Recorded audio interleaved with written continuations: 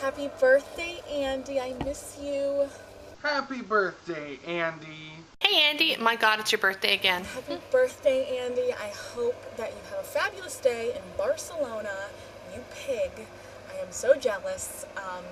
I cannot wait to drink with you at LeakyCon 2011 because you will be 21 and Lizzie will be 21 and it's gonna be a shit show. All in the name of Harry Potter, right?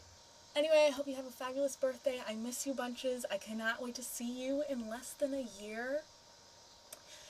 And hopefully this time around for LeakyCon, we'll actually have you do some work. Slacker.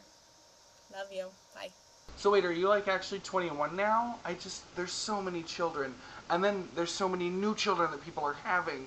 Don't have a leaky baby, Andy. I know you can't physically have one, but you know what I mean.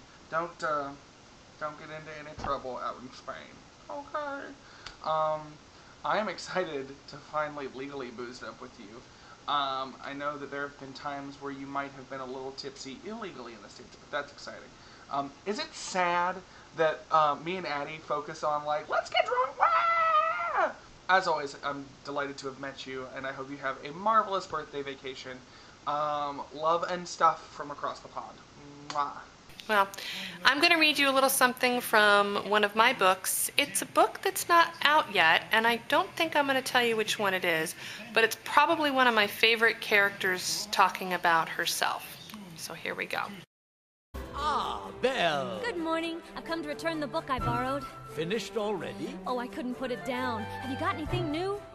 Not since yesterday. Ships at a distance have every man's wish on board. For some, they come in with the tide. For others, they sail forever on the horizon, never out of sight, never landing until the watcher turns his eyes away in resignation, his dreams mocked to death by time. That is the life of men. That was an excerpt from probably one of the very, very few books on my very, very short list of things I was forced to read in school, and I actually really, really liked. I think it would especially be a challenge for you, Andy, because the way the dialogue is written is in a way that it is spelled phonetically for the Black Southern characters in this book. So it was hard for me when I started reading it, and I kind of knew what they were going for. So you, as a foreigner, I don't know how that would work out, but I think you would like it. I really, really like this book. I tried finding an excerpt out of this book, but every single word that I read either made me laugh or made me mad. So none of it really reminded me of you. Now, the passage I've chosen for you is from Jasper Ford's The Well of Lost Plots. I think I've suggested this series a number of times. It's from the Thursday Next series. I think this is the third book. Maybe it's the second. No, it's definitely the third. Anyway, there's a really funny section in here about grammar. She's in the book world. It's really hard to it'd take forever to explain what's going on in this moment. I'm just going to read you the passage. It's mostly an unlicensed usage problem. At last count, David Copperfield alone had 63 times, all but 10 unapproved. Pilgrim's Progress may also be a problem due to the that ratio. So what's the problem in Pilgrim's Progress? That had that 10 times, but had only thrice. Increased had usage had to be overlooked, but not if the number exceeds that usage. Said the bellman.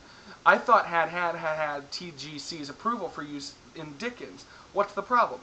Take the first had and that in the book by way of example, explained Lady Cavendish. You would have thought that the first had good occasion to be seen as had you not?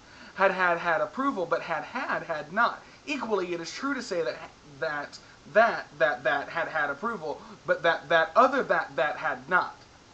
So the problem with the other that was that other that had approval. Okay, said the bellman, whose head was in danger of falling apart like a chocolate orange. Let me get this straight. David Copperfield, unlike Pilgrim's Progress, had had TGC's approval. There was a very long pause. Right, said the bellman with a sigh. That's it for the moment. So it's just funny little gags like that. I hate to compare things to Doctor Who, especially considering I'm not a fan per se, but other critics have compared it to Harry Potter and Doctor Who and things of that nature. I think it would be.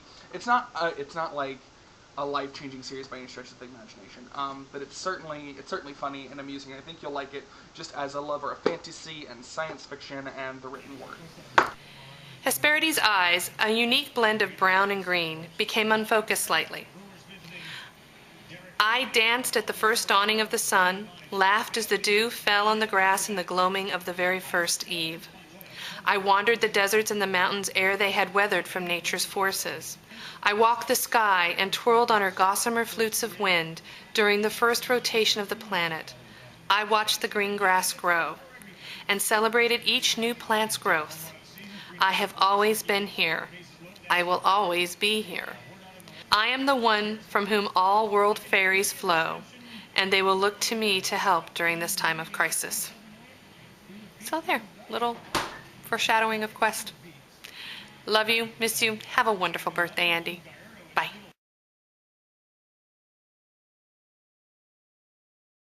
All right, I'll borrow this one. That one. But you've read it twice. Well, it's my favorite.